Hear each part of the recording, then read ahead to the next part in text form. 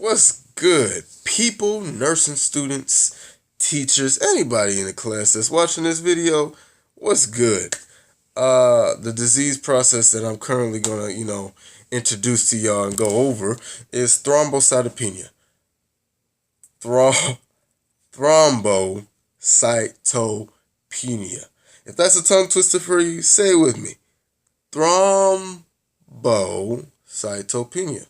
So basically, that's when you have a low level of platelets. Platelets is the thing that causes the clotting factor in your blood, or to stop bleeding, not in your blood. Yeah. And so when you get a scab or a puncture wound or anything, platelets is the thing that goes to that wound and packs it basically, kind of like a gauze, but except it's your own blood, kind of. So the platelets pack that wound and causes a coagulation factor, basically stopping the bleeding from furthering and getting worse. It stops the bleeding. And with thrombocytopenia, the lack of platelets cause a ripple effect basically and increases your risk for bleeding even more because your coagulation ability is decreased due to the lack of platelets. So, platelet counts, thrombocytopenia can be caused in many cases. So I'm just going to give you some situations that thrombocytopenia can occur or what causes this. So, destruction of the platelets. So trauma or a car accident or something of that sort that causes platelets to be destroyed, that's a cause that causes thrombocytopenia.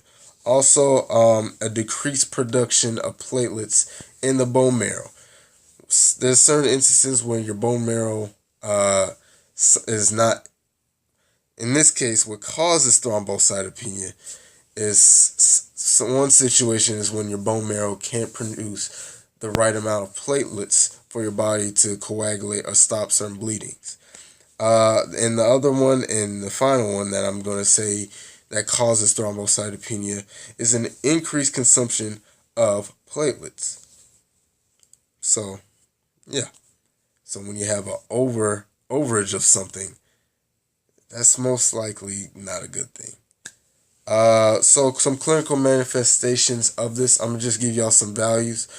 When your platelet count is at 50,000 cubic millimeters, okay, cubic millimeters, and it's greater than that, you're not at risk for bleeding or bruising. But when you go under surgery and when you receive a certain incision or anything of that sort, you are going to be bleeding a lot worse than your average surgical uh, client or patient because you are diagnosed with thrombocytopenia and because your platelets aren't as low, but they're low. So it's going to still put you at risk for bleeding, and the coagulation factor is almost not, it's not 100%. So when your platelet count decreases even more, and we're getting into the 20,000 cubic millimeter range, that's when you're more at risk of bleeding. That's when you're easily bruised, or you can get a puncture and you bleed more profusely than normal, and it's just a normal scratch. That's when you start seeing certain things. You start bleeding through your nose, through your gums. So when you brush your teeth and you're just brushing it with the softest of the softest toothbrush, sorry, you can experience bleeding through here. And excessive menstrual bleeding is with this. Sorry, ladies. So hopefully, you just make sure to keep your platelets up, and protein and all that can help that with your platelet count. Also, a place where you don't want to be at is the level that you don't want to be at, excuse me, is 5,000 cubic millimeters of platelets. That's going to cause some serious problems. brain function is going to be depleted, and neurological problems and central nervous system is going to kind of decrease because of the lack of platelets. And you're just going to have excessive blood in your brain because of the lack of clotting factors that causes the brain to kind of, what am I trying to say? The lack of clotting, in your brain to stop bleeding in your brain. Wow, that was a lot.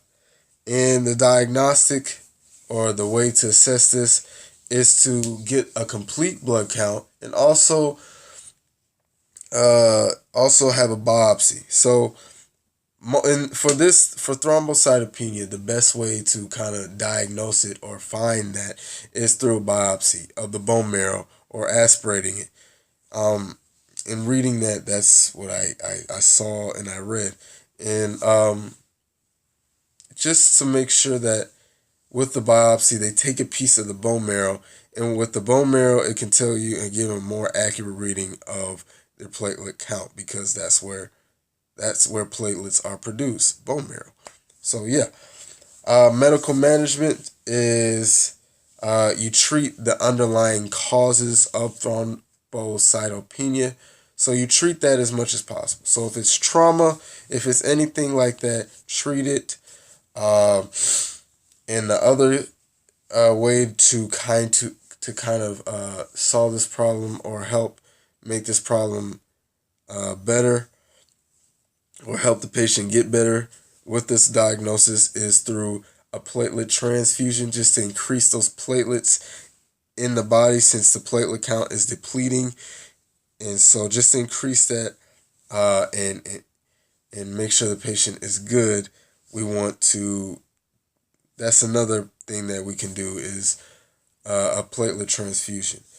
And the other instance, which I thought was pretty interesting, was the splenonectomy. I have a question on that in class, so I don't know too much or the reason why the splenonectomy is another instance for managing thrombocytopenia. So Miss Eunice, if you can answer that question, because that's the question I'm posting in this video, please feel free to answer that in class. Thank you. Nursing management. As far as nursing, our nurses, the priority for nurses is teaching this patient how to manage this disease, what the patient can do, what platelets do for the patient, and what the patient can do in order to kind of keep those levels up. That's our main role in treating patient and our intervention for this patient in thrombocytopenia. So, wow, that's a tongue twister. I can't even talk right now. Sorry, people. But yeah, that was thrombocytopenia. That was a brief video of my hemolytic disorder, and thank you for watching.